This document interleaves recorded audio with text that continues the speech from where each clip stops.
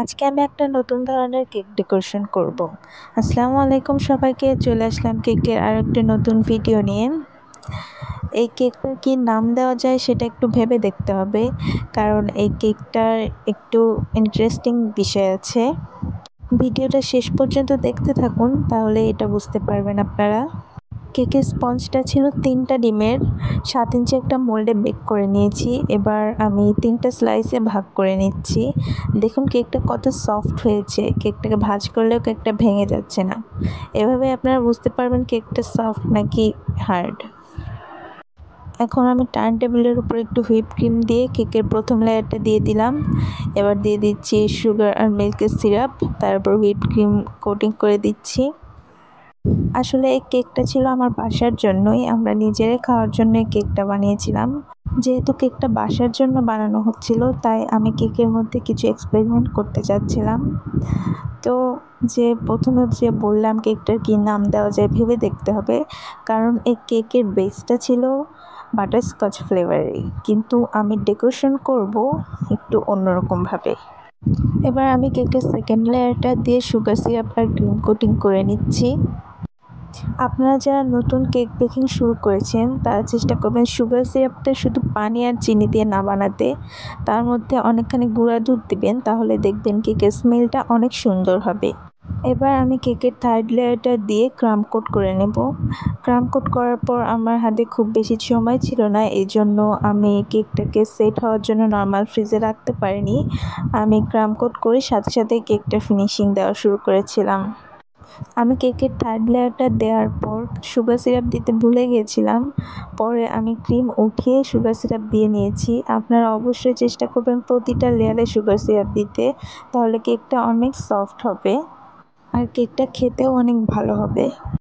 আমি যখন যেই ফ্লেভারের কেক বানাই, ক্রিমেও সেই ফ্লেভারটা অ্যাড করে দেই, তাহলে খেতে অনেক মজা লাগে। আর যখন ভ্যানিলা কেক বানাবো, তখন যে ক্রিমটা দেবো সেটাতে এক্সট্রা করে ভ্যানিলা ফ্লেভার অ্যাড করার কোনো দরকার পড়ে না, কারণ ক্রিমটা অলরেডি ভ্যানিলা ফ্লেভারেরই থাকে। তারপরও যদি কেকের ক্রিমের মধ্যে যদি ভ্যানিলা ফ্লেভারটা অ্যাড করা যায়, তাহলে ক্রিমটা অনেক বেশি স্ট্রং হয়ে যায় ফ্লেভারটা, তাহলে খেতে অতটা ভালো লাগে না। ফ্লেভারটা একটু হালকা থাকলে সেটাই খেতে ভালো লাগে। তো এবার আমি একটা পাইপিং ব্যাগে ক্রিম নিয়ে নিয়েছি। পাইপিং ব্যাগের মাথাটা একটু ছোট করে কেটে নিয়েছি, যেন ক্রিমটা অল্প বের হয়, কারণ আমার বাসার সবাই ক্রিম অল্প খেতেই পছন্দ করে। তো এবার আমি কেকের চারপাশ দিয়ে ক্রিমটা লাগিয়ে নিচ্ছি। এবার একটা প্যালেট নাইফ দিয়ে সুন্দর করে ফিনিশিং দিয়ে দেব। আমি এখানে বাটারস্কচ কেকের জন্য যে ক্রিমটা ইউজ করছি, সেটা কিন্তু বাটারস্কচ ফ্লেভারের না, সেটা নর্মাল ভ্যানিলা ক্রিম। কারণ আমি কেকের মধ্যে একটু বাটারস্কচ ফ্লেভারটা বেশি দিয়েছিলাম, যেন টেস্টটা ভালো হয়, এই জন্য আমি আর ক্রিমের মধ্যে ফ্লেভারটা দেইনি, নর্মাল রেখেছি। তো এখানে প্রথমে আমি প্যালেট নাইফ দিয়ে হালকা ফিনিশিং দিয়ে নিয়েছিলাম, তারপর একটা স্ক্র্যাপার ইউজ করলাম, কারণ স্ক্র্যাপার দিয়ে ফিনিশিংটা না দিলে প্রপার ফিনিশিং আসে না। প্রথমে প্যালেট নাইফ দিয়ে করে তারপর প্রপার ফিনিশিংটার জন্য স্ক্র্যাপারটা ইউজ করলে খুব সুন্দর একটা স্মুথ ফিনিশিং আসে। তো আপনারা যারা নতুন বেক করছেন, তারাও এই কাজটি করবেন, এতে করে আপনাদের কেকের ফিনিশিংটা খুবই সুন্দর হবে। কারণ একটা কেকের যদি ফিনিশিংটা সুন্দর না হয়, কেকের আউটকামটা কিন্তু ভালো আসবে না। কেকের ফিনিশিংয়ের ওপর কিন্তু কেকের সৌন্দর্যটা নির্ভর করে। তো আপনারা দেখতেই পাচ্ছেন আমি স্ক্র্যাপার দিয়ে কেকের উপর খুব সুন্দর একটা ফিনিশিং দিয়ে দিলাম। এবার আমি কেকের ওপরের সাইডে একটা জিগজ্যাগ ডিজাইন করে দেব।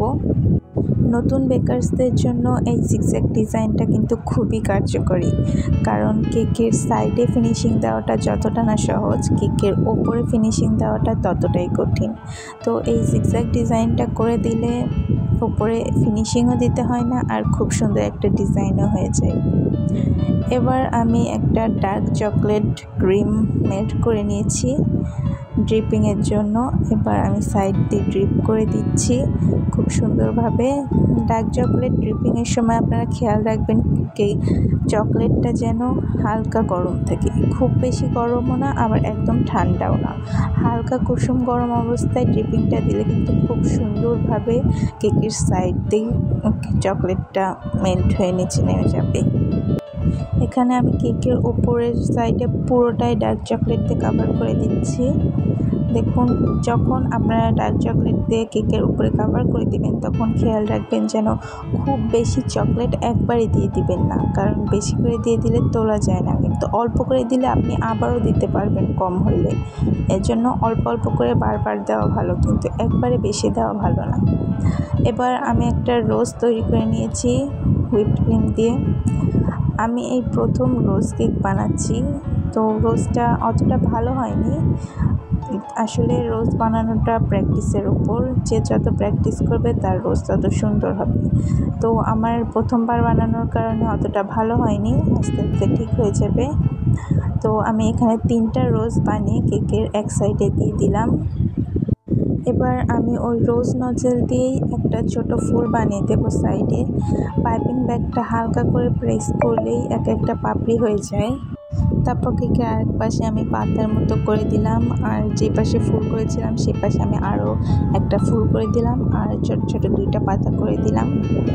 তো এইভাবেই আমার কেক ডেকোরেশনটা কমপ্লিট হয়ে গেল। আপনাদের যদি আমার কেক ডেকোরেশন পছন্দ হয়, আপনারা যদি আমার কাছে কেক অর্ডার করতে চান, তাহলে আমার ফেসবুক পেজ কেক অ্যান্ড ক্রিমে ইনবক্সে মেসেজ দিতে পারেন। আমি যশোরের মধ্যে যে কোনো ধরনের থিম কেক সহ যে কোনো ধরনের কেকের অর্ডার নিয়ে থাকি। আপনারা চাইলে আপনাদের পছন্দের কেকটি কাস্টমাইজ করে নিতে পারেন। যেহেতু আমি কেকটা বাসার জন্য বানিয়েছি, তাই কোনো বোর্ডের উপর না নিয়ে আমি সরাসরি প্লেটের উপর নিয়ে নিচ্ছি। আর আমি ক্রাম কোট করার পর কেকটাকে নর্মাল ফ্রিজে রেখে সেট করিনি, এই জন্য আমার কেকটা ওঠাতে একটু সমস্যা হচ্ছিল। কেকটাকে ভালো করে সেট করে নিলে কেকটা নাড়াচাড়া করার সময় আর কোনো সমস্যাই হয় না। কেকটা উঠানোর সময় সাইডের ক্রিম একটু নষ্ট হয়ে গিয়েছিলো, তাই আমি রোজ নজেল দিয়েই সাইডে একটু ছোট ছোট পাতার মতো করে দিচ্ছি যেন দেখতে সুন্দর লাগে। তো এরকম আমার কেক ডেকোরেশনটা হয়ে গেল। আপনাদের যদি আমার কেক ডেকোরেশন ভালো লাগে তাহলে কমেন্ট করে জানাবেন।